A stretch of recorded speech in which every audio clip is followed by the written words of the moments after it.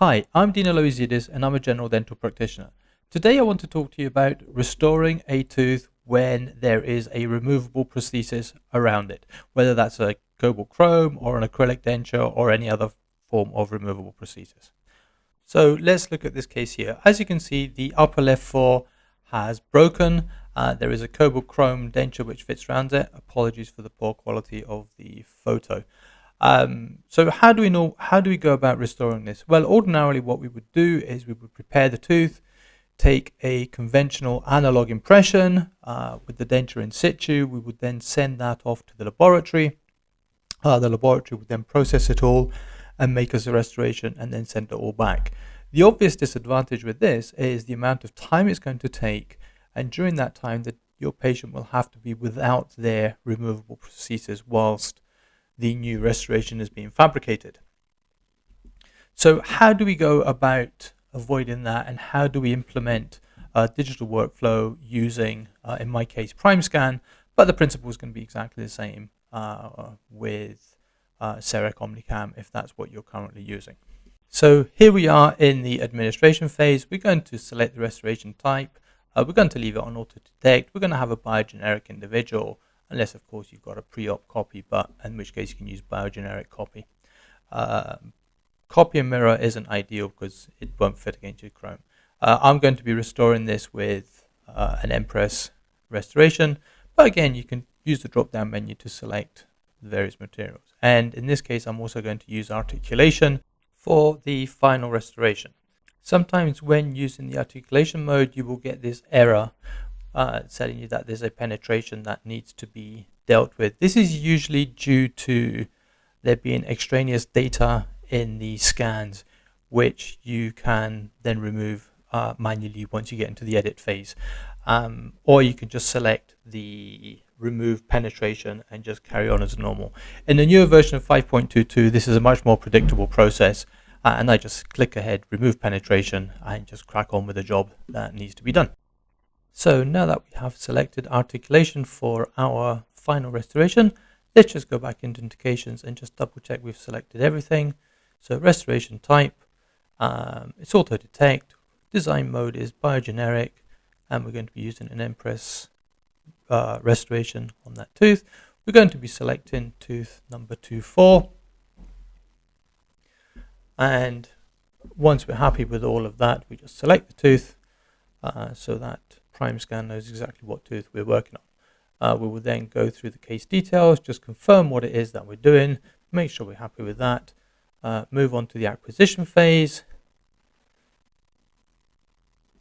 And once that eventually kicks in, you'll see the scans that we have taken.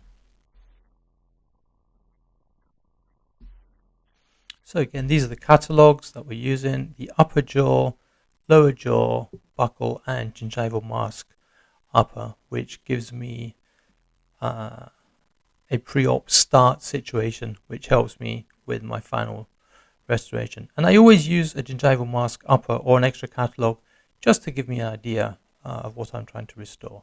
And you can see here, this is the pre-op situation of the upright fore. And when I come to design my new restoration that will fit in there, I will be able to use that almost as a template for my new crown. I didn't want to use biogeneric copy because it just isn't enough of a restoration there to be of any real use. So I've kept it just to give me an idea, and I've kept it as a gingival mask, as an extra catalog. And when I come to restore it, you'll see how that can be used to superimpose on top of the design to make sure that everything is where it's supposed to be. So let's quickly whiz through the various catalogs. We have the buccal bite, we have the upper jaw, the lower jaw, and once we're happy with everything there, we can then move on to the next phase, which is the model phase and the design phase. As you can see here, the software has done a pretty good job of outlining the margins of the restoration. I would suggest that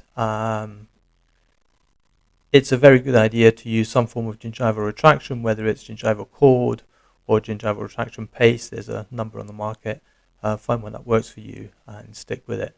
And you get much clearer and crisper margins than I actually have here. But for this purpose, this will do. Okay, I'm now going back to the setting the model axis, because although the software is very good at selecting it for me, sometimes I just want to double check it and make sure it's doing what I want it to do and it's where it's supposed to be. And here I'm just going to do some minor tweaks to it to bring the incisal edges of those two front teeth into the midline and onto the occlusal plane and balance everything out and lever everything out, just to make sure that I get a nice proposal. And then once we're happy with that, don't forget to click on the OK button, because that tells the system or the software that you're quite happy with what you've done and it's ready to move on to the next phase. We're going to move on to the next phase here, and what you'll see is the remove penetration again, and this is due to the extra data that's in there. And if you remember the original scans, there was a lot of data in there. So what I'm going to do is I'm just going to go around and cut off any extra bits of data that really do not need to be there, because that just makes the software think these are either bits of teeth or bits of tissue or that need to be taken into consideration. And really the buccal mucosa really doesn't. Obtrugates don't need to be there. Bits of glove don't need to be there. So it's a good idea just to tidy up your model at this phase. You just get a much clearer proposal, and it just makes life a lot easier for everybody. And again, just click through the various catalogs and go through and just remove these extra bits of data which do you no favors whatsoever.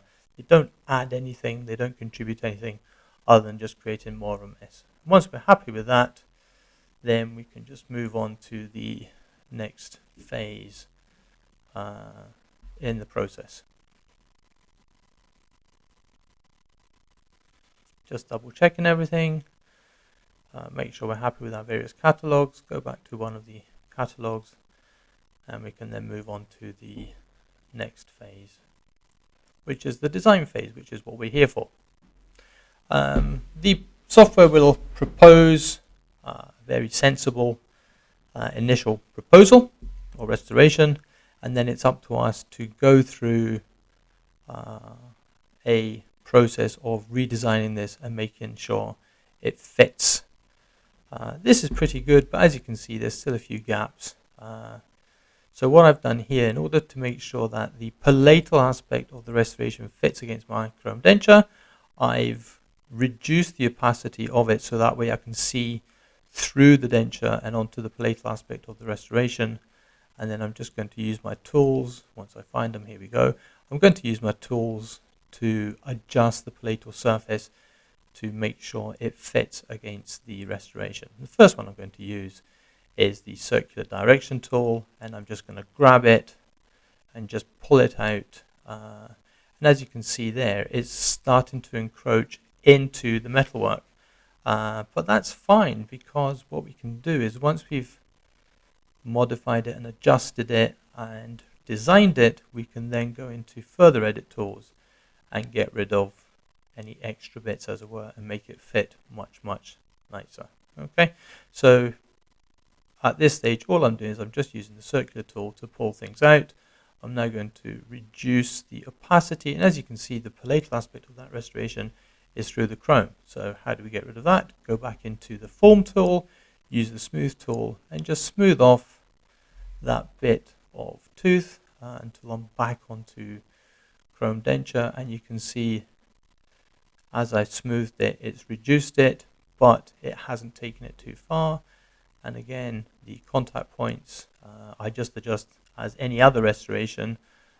Just use either the smooth or the remove tool to get rid of any extra bits of restoration that are likely to get in the way.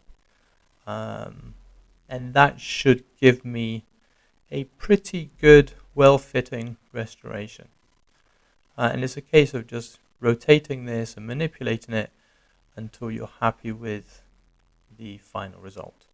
And it's just a slow, methodical process, checking everything, making sure everything fits, making sure there's no extra contacts or heavy contacts or encroachments of the restoration that we're designing into the prosthesis that is there. And looking at this, it's looking pretty much okay.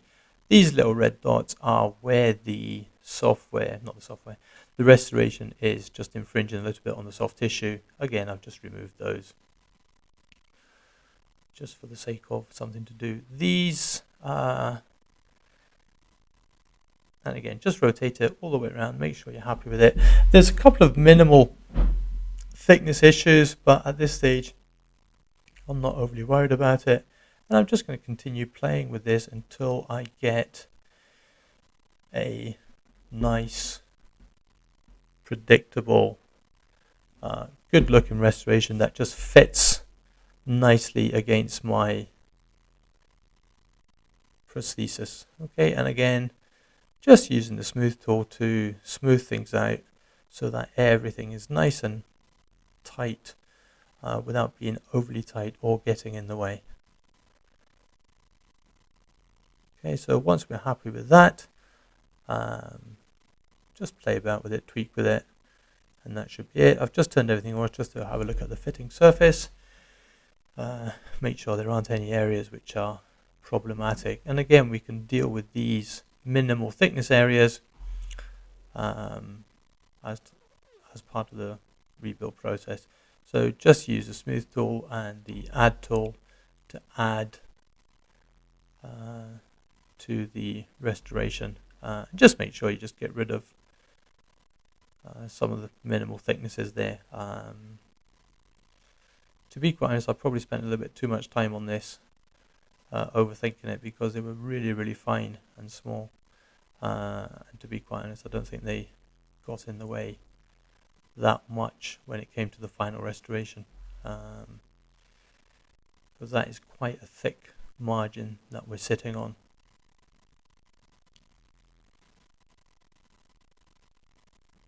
And again, just take your time, edit things, use your tools to design the restoration the way you want it, and make sure you're happy with it. And as you can see here, it's looking okay, but I think I've over-egged the pudding a little bit, because when you rotate it, you can see sometimes there's just far too much material.